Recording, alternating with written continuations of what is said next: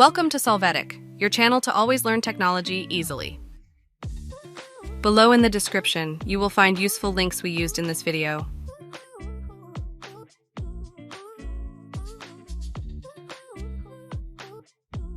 Today in Solvetic, we will see how to use the Instagram video timer set.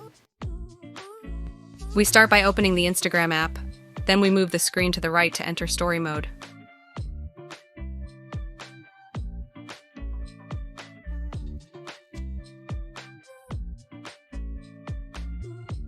We will look at the options on the left and click on the zoom arrow to see the hands-free option. We will click on it.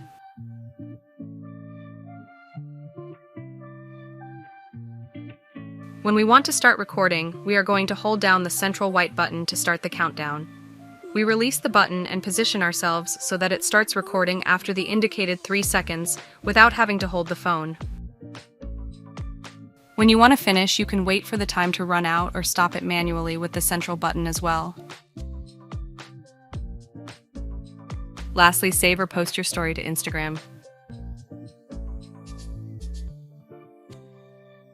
Hey, remember to subscribe Solvetic channel.